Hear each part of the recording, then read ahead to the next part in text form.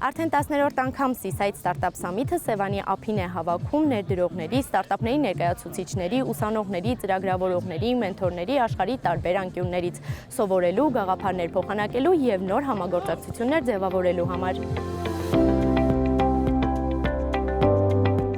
Մենք Seaside Startup Summit Armenian սկսել ենք ընկալել ոչ միայն որպես միջոցառում, այլ որպես միջավայր, որպես պլատֆորմ, որտեղ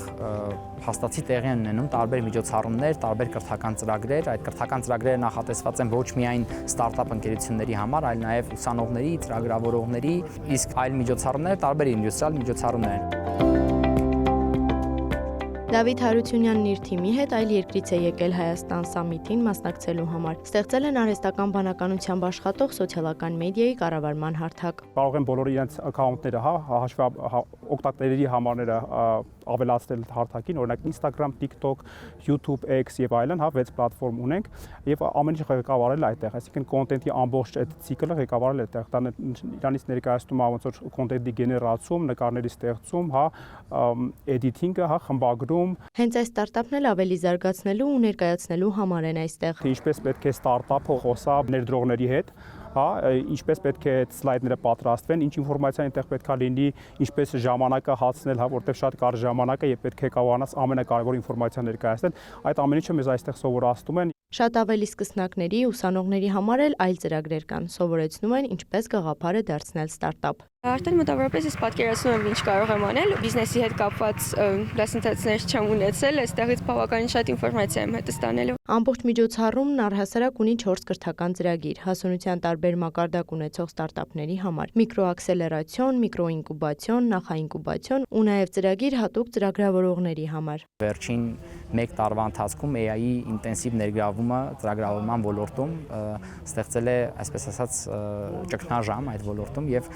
բոլորը ողջևորված են, որ բարելավեն իրենց գիտելիքները, իրենց իմացությունը նաև AI գործիքների կիրառման տեսանկյունից եւ այս տարի փորձել ենք ծրագրավորողների կրթական ծրագրում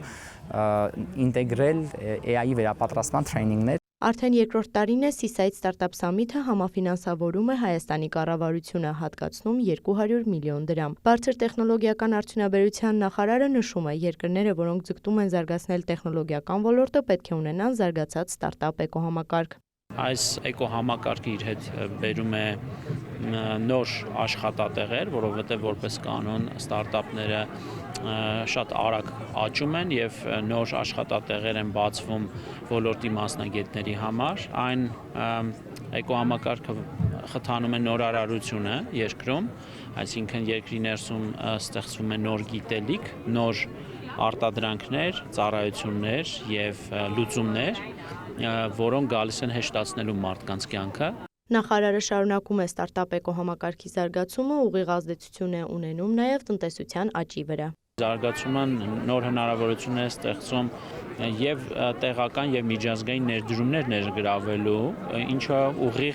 ուղղակի ֆինանսական հոսքեր է ապահովում նաև մեր երկիր։ Այսինքն այս ամբողջ պատկերն է, որ իրականում հասկանալի է դարձնում կառավարության համար ստարտափ էկոհամակարգի զարգացումը առաջնահերթ հռչակելու քաղաքականությունը։ Ոլորտը համակարգող նախարարը կարծում է ապագայում էլ խոշոր տարածաշրջանային միջոցառումներում, ինչպիսին է օրինակ Seaside Startup Summit-ը, կառավարությունը անմասն չի մնա։ Էմմա Վարդանյան, Հովհաննես Քյուրքչյան, լուրեր։